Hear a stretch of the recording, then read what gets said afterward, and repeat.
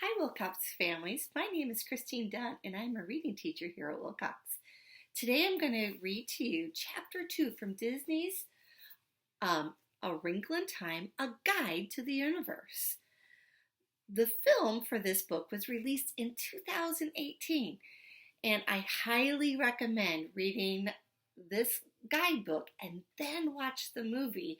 And after you watch the movie, take notes in this really cool journal, and then you can compare what the movie's like and decide how they're similar and how they're different.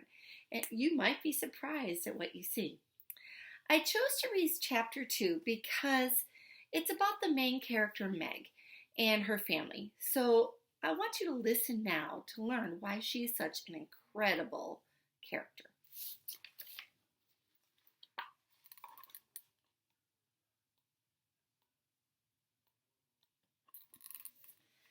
Meg Murray, age 10, headstrong and independent. Meg Murray is endlessly curious. She takes full advantage of being the daughter of two scientists and is always ready with an observation and a question or two. A clear sky unfolded before Meg Murray as she appeared through the telescope in her attic bedroom. She knew she should go to sleep. Her 2-year-old brother would be up early the next day, weekend or not, but she couldn't resist completing one more star chart. 4 degrees southeast. Meg carefully marked another star on her paper, the pencil making a soft scraping noise. She pushed her glasses back up on her nose and turned the dial on her telescope, focusing it on a more distant important star, then calculated its placement compared with the last. Just as she was about to lift her head, something burst into the frame. "What on earth?" Meg cried, grasping the telescope with both hands to follow the object. The bright light arced across the sky and was gone in a flash, just as quickly as it had appeared. Meg bolted upright, her eyes filled with excitement. Eager to share her news, she scrambled away from the window and padded down the stairs, her fuzzy lavender slippers making no sound. On the ground floor, her mother's voice made her pause at the edge of the band of the warm light spilling from the kitchen.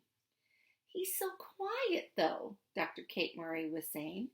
"Most of the other toddlers in the playgroup are at least saying Mama and Dada by now, and many even have full sentences." They were talking about Charles Wallace, Meg's adopted younger brother. "I don't think there's any cause for concern yet," Dr. Alex Murray replied. "Remember, the doctor said every child develops on his own timeline. From the way he watches everything, it's clear he's taken it all in. He'll talk to us when he's ready. Besides," a coffee cup thunked down on their wooden butcher block, "he makes his desires known quite clearly." Meg could hear her father chuckling. It was true. Charles Wallace had a way of gazing at someone intently and then pointing, shifting his eyes to whatever he wanted, whether it was a box of animal crackers on the abacus or the abacus on the top shelf. "Yes, well, I was thinking," Meg's mother continued, "maybe next week we should set up an appointment with the speech therapist, just in case there's something we should be doing to encourage him further. Some tools to use." "If you'd like," Meg's father agreed affably, "although I still don't think it's time to hit the panic button. I've been meaning to call, but I've been so absorbed in this presentation." "Did you look over the paragraph I added?" Meg's father interrupted her excitedly. "I did. Alex, you have to remember our audience here. The scientists at NASA are not used to quantifying something as abstract as love. They are going to have trouble swallowing that it's the key to bypassing the 4 dimensions. Meg eased into the hallway, poking her head around the doorframe but staying low. Her parents had been poring over their research and practicing their NASA talk for months, and then the following night it would finally happen. While Meg didn't fully understand all the ins and outs and the quantum physics behind it, she knew her parents had made a breakthrough discovery. Something called a tesseract would allow people to travel through time and space in just the blink of an eye without needing a rocket ship. How cool was that? Her mother's eyes crinkled in worry as she leaned against the sink. "But we have the map to back it up," Meg's father exclaimed, gesturing wildly with his hands. "They'll have to believe us." Kate laid her hand on his arm, his skin looking paler against her light brown fingers. "And they will, love, but we'll have to ease them into it." She picked up a piece of paper from the counter and pulled a red pen from the drawer. "Let's just move that section to later after we've shown them the wavelength graph." His shoulders slumping, Meg's father sighed. "Yeah, you're right." His eyes sparkled as he glanced up at his wife. "As always, have I told you today how lucky I am that you married me?" A smile lit up her face and she leaned over to kiss him. "No, but feel free to show your appreciation by delivering a cup of cocoa to me in 10 minutes. She turned toward the lab, but caught sight of Meg in the doorway. "Meg," she said in surprise, "what are you doing up? It's almost 11. "I saw a shooting star, Mommy, Daddy, from my room." Meg bounced lightly on her toes, her curling hair flopping along with an energy all its own. "You mean a meteoroid? Meganova," her father said, his blue eyes twinkling as he walked over and gave her a hug. "That's great." Yes, a meteoroid." Meg rolled her eyes at him. "But shooting star sounds cooler." "You don't need to sound cool to be cool," her mother jumped in, unable to resist. "It's what the inside that counts." "Mom, I just mean it sounds more, I don't know, poetic." Kate laughed at the dreamy look on her daughter's face. "Regardless, you should be in bed, my little astronomer." "I'll take her up," Alex said. Up, and away. He swooped her up, even though at 10 she was almost up to his shoulders. "Eee!" Meg squealed in delight. Her father's arms locked securely around her as he carried her up the stairs to the attic. The lamp in the corner of Meg's room cast a warm glow as they ascended the last creaking step and crossed into her personal oasis. She'd been so excited when her parents agreed to let her move up there a year before and decorate it however she liked. The walls were painted in shades of light purple, and her bed was tucked directly next to the main window, her telescope squeezed in at the head.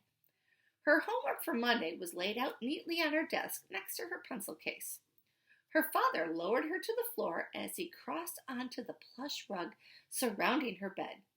Meg climbed in as she moved to the telescope and shifted it to the far wall. "Let's tuck this away for the night, shall we? No more stargazing. It's time to sleep," he said in a faux stern frown on his face. Meg smiled in answer and pulled the covers over her legs. "Sweet dreams," he said, bending to kiss her forehead. "Daddy?" Meg's voice wavered. She cast her eyes down and fidgeted with the loose thread on her coverlet. "Yes, my love?" He sank onto the mattress next to her. "If you figure out how to travel through that Tessa thingy." "A tesseract?" "Yes." "Are you going to go away?" Alex swept Meg into a hug, his beard tickling her forehead. "Oh, my dear Meganova," he said, "no matter where I go or when, I will always come back to you." He peppered her face with kisses until she squirmed away, giggling. Then somberly he sat back and studied her. "You, your mom, and Charles Wallace mean the world to me," he told her. "Sometimes people have to go somewhere far away for a while, but no matter if I'm downstairs, across town, or on the other side of the planet, every part of me will still love you. Never doubt that." He reached over and grabbed a piece of folded paper from the trunk that served as her bedside table. "Remember what I told you when I gave you this?" he said. Meg remembered. He'd given her the enfolder just before they brought Charles Wallace home to live with them. As he turned one edge down, she could see a flash of color. 2 more sections unfolded, and a hexagonal shape lay in his palm. In the center, where 3 creased sections met, a red and yellow heart shone, its bright colors nearly filling the paper. "Now you see it," his father continued. He took the paper and rearranged it, folding edges over in until the heart disappeared. "Now it's not visible, but that doesn't mean it's gone. It's just unfolded." "Not gone, just unfolded?" Meg repeated. He reversed his movements to unfurl the heart once again, then placed the heart in her hand. "Always and forever, my dear, you have my heart. Love is always there, Meg, even when you can't see it." Meg's own heart felt full of air, like helium had been pumped inside her, and she'd float up to the ceiling at any minute. She took the paper and copied his moves, folding and refolding and unfolding to hide and show the heart. "Do you understand?" Her father gazed at her intently. "Yes, Daddy," she beamed up at him. "Excellent. Now get that math whiz brain of yours some sleep in case we come home from NASA tomorrow with calculations that have stumped them." She laughed and took her glasses off, setting them down and the enfolder on the trunk next to the book she was reading. "Good night, Daddy." He ran his hand over her hair, then stooped to give her one more kiss. "Good night, Meg. See you in the morning." Secure in his love for her, Meg had no trouble falling asleep.